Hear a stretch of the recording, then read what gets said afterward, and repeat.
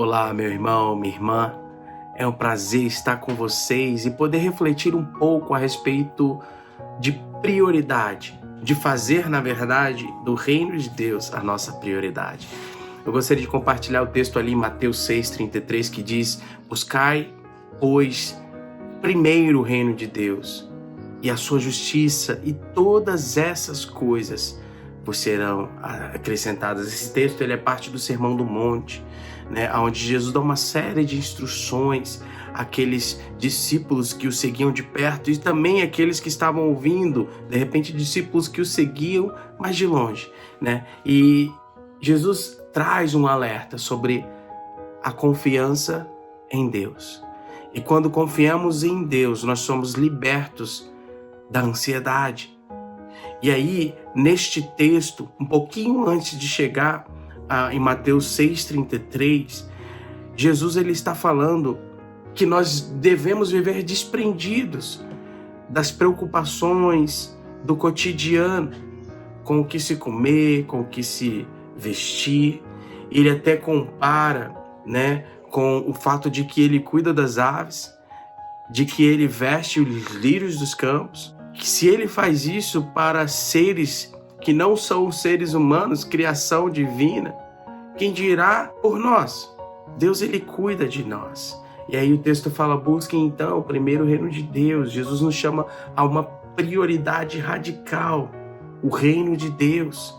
Essa busca não é uma tarefa secundária, ela precisa ser a razão da existência do cristão. Buscar o reino implica viver a fé genuína, uma fé que não duvida, viver uma fé que confia no Deus que tudo pode, uma fé que deseja avançar nesse conhecimento.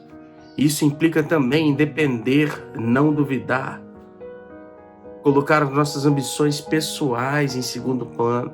É um convite à submissão e à comunhão constante com Deus. Mas o texto fala também buscar o reino e a justiça do reino. A justiça de Deus ela se manifesta tanto na obra redentora de Cristo, como no nosso viver diário. Buscar a justiça significa almejar uma vida transformadora conforme o caráter divino e agir de maneira ética e justa em todas as áreas da nossa vida.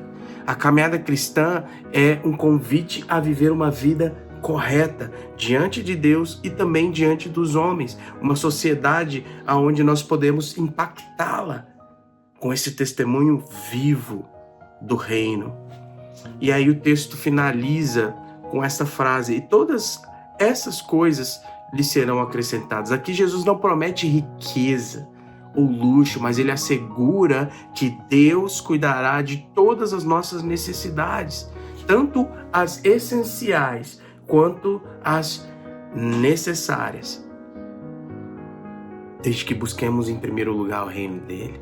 É uma reafirmação da soberania e da bondade divina, lembrando a nós de que ele conhece as nossas necessidades e sabe exatamente quando e como suprir essas necessidades, sabe? Esse versículo, de fato, nos ensina a confiar plenamente em Deus, redirecionando, reorganizando as nossas prioridades e fazendo, de fato, o reino dele, a sua pessoa, a tua vontade, a tua justiça, fazendo que essas coisas, de fato, sejam as nossas prioridades. A gente vive num mundo que frequentemente valoriza o materialismo, valoriza a autossuficiência, mas Jesus ele nos lembra nesse texto de que a verdadeira satisfação e segurança vem de uma vida centrada em Deus, uma vida onde Deus é o pilar central, onde buscar o reino é estar alinhado, com a vontade do Pai e satisfeito com isso, confiando de que Ele proverá tudo o que precisamos para cumprir o seu propósito em nossas vidas, na minha e na sua. Que Deus abençoe, que você se sinta encorajado a seguir nessa caminhada de oração, de jornada onde a igreja se move em um propósito único de realmente fazer do reino de Deus a prioridade máxima na vida da igreja e nas nossas vidas. Que Deus abençoe cada um de vocês. Um grande abraço do pastor Fred, aqui de Saugus, Massachusetts, Igreja Batista Portuguesa. Que Deus abençoe.